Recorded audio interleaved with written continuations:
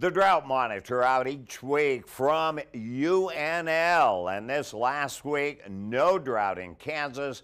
Nebraska, there is drought.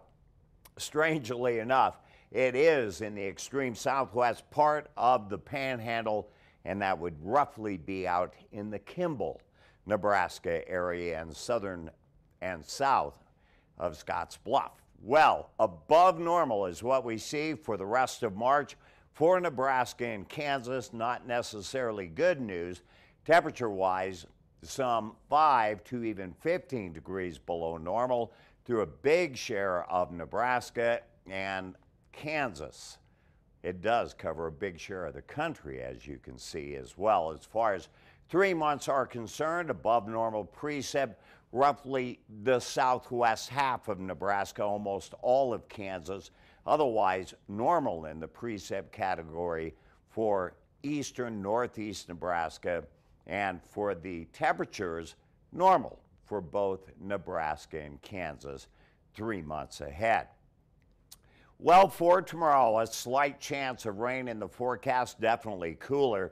A nice warm up though after that. 60 Tuesday, we jump to 70 Wednesday, 71 Thursday. It is that time of year.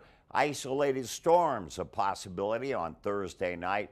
Rain a chance, 50% on Friday. And of course it cools down, but very close to normal for this time of year. Right on track, as a matter of fact. That would be normal highs for the week ahead, normal lows. But instead, with the warmth, we're going to average around 60 for our highs and 42 our lows. Kind of a neat proverb this week. March flowers make no summer bowers, because if the spring is very mild, vegetation becomes too far advanced and is liable to injury from the frost. So it's a prediction, and we'll see how many flowers there are out there by the end of the month. Isn't it dandelions that come up first? I think so. And you kids, make sure you pick some for mom and grandma in a bouquet. That is your Grow Report for this week. Join us again next week as we watch things grow.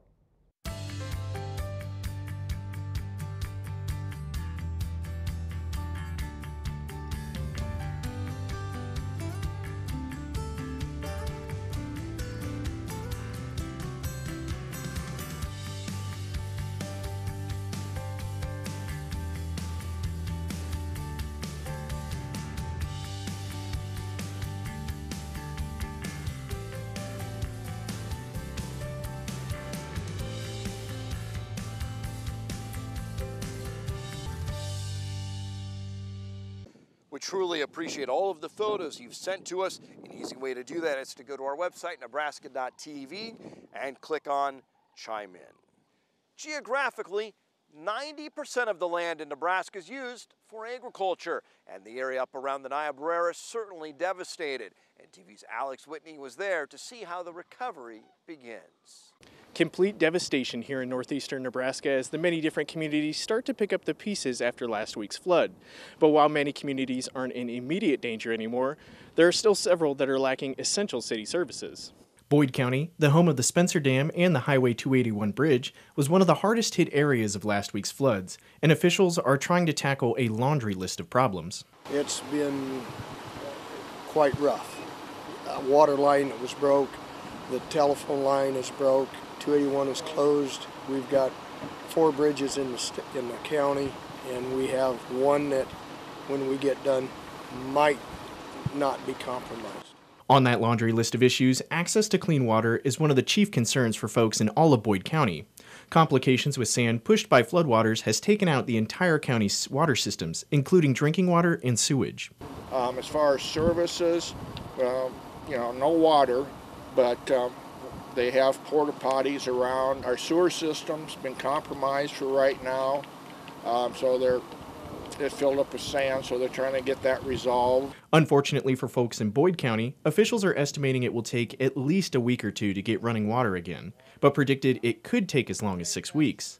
Despite the lack of services, spirits in the communities of Lynch and Spencer are high as an outpouring of support from across the country comes in. They are quite upbeat from what they probably could be. You know, it's been pretty good. You know, our responders are getting very tired, but the spirits have been good. If you ask somebody for some help, if they can't do it, they'll find somebody that can. While there has been an outpouring of support for the communities here in northeastern Nebraska, there are still some things that they could use some help with. The people that we spoke to said that they're always accepting volunteers and they could use any donations for cleaning supplies or bottled water. Reporting here from the Spencer Dam, I'm Alex Whitney, NTV.